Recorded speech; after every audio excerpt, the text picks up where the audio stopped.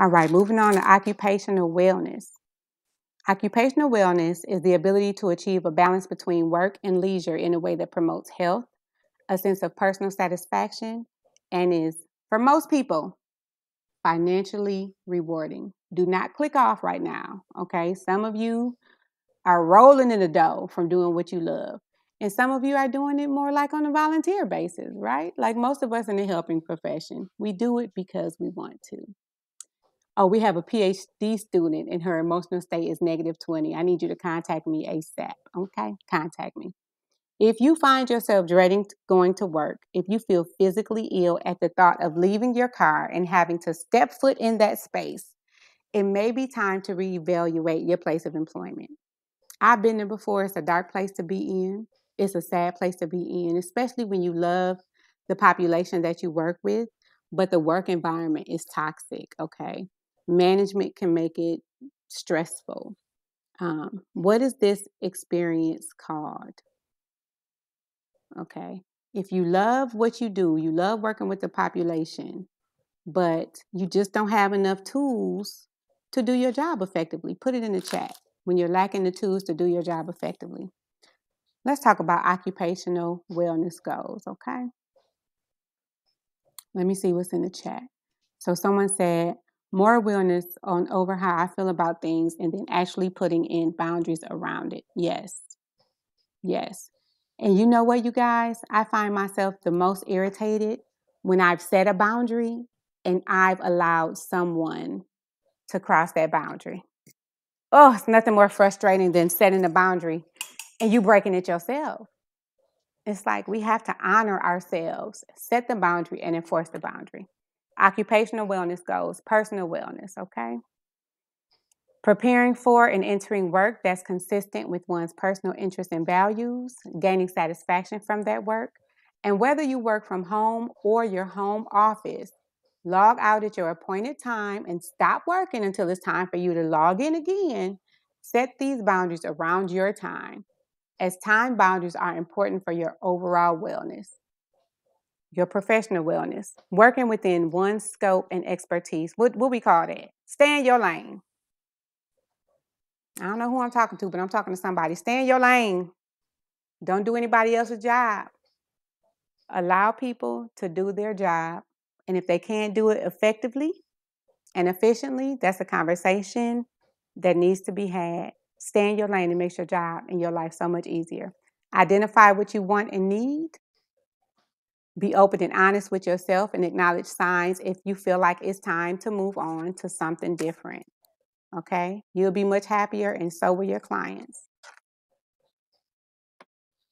And so I see someone in the chat said they find it difficult to leave a job because even if it's toxic, because they feel like they're disappointing someone. But here's the thing. People are resourceful. And once we get it in our minds that people are resourceful enough to utilize the tools that we give them and to utilize the tools that they have from their own environment, strength can be found in the situations where these people have barriers, right? Our populations who have barriers are the most resourceful people. So we can't discount that. We can't minimize that. You have to do what's best for you. But I do understand that feeling. Let's rate your occupational wellness, you guys, on a scale of 1 to 5. Number 1 being, I need a new job today. Okay? Today I'm walking out. Like, this is it. I'm done. And 5 being, I love my job. I am doing exactly what I want to be. I get paid well. My hours are perfect. Everything's great, right? Everything's great. It says I supervise several folks in this. Okay, yeah, that can be difficult. Ooh, I have some 5s. Yes, 5s. Put in the chat where you work. Email me, so let me know. Let's talk. All right. And for those of you who have less than a 5, even if you do have a 5, what changes can you make to improve your occupational well-being by 1 point? How can we raise it by 2 points, personally and professionally? And when will you implement these changes? All right. Intellectual wellness. Intellectual wellness means striving towards good mental health, continued intellectual growth, and creativity in life. This can include continued learning, practicing problem solving, improving verbal skills, keeping abreast of social and political issues, reading books, magazines, and newspapers, keeping your brain juices flowing. I love me some Sudoku, and I love me any type of brain game that's going to make me think. Critical thinking is essential for you to stay young and keep your brain young, right? What's some intellectual wellness goals? Personal wellness, identify your intellectual goals and develop a plan to achieve them. What will it take to make it to your ideal space intellectually? What's something you want to try intellectually?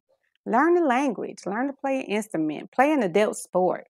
I'm thinking about doing a adult volleyball. It's physical, but it's also intellectual, okay? What about your professional intellectual wellness? Engaging one's mind in creative and stimulating activities, adapting to changes, new information, differing perceptions and approaches, coming to trainings like these. This is all a benefit to your intellectual wellness. Good. I have work, personal life balance. They love what they do. That is awesome, you guys. Let's check in. How would you rate your intellectual wellness? How would you rate it? Scale of 1 to 5, your intellectual wellness being, duh, what are you talking about? I don't have time for intellectual wellness. Intellectual what? And a 5 being, I am the smartest person in this room. Intellectually. I do all the things. I speak 73 languages. That may not be it, but a 5 just being satisfied where you are in life. How can we raise this by 1 point? What changes can you make? What changes can you make by raising it 2 points? And when will you implement these changes? Again, don't forget that you have your workbook. Okay, you have your own workbook, and it's a digital workbook, so you don't need to worry about trying to rush. I see some 4s and some 5s, so that's excellent. That's really good. All right, let's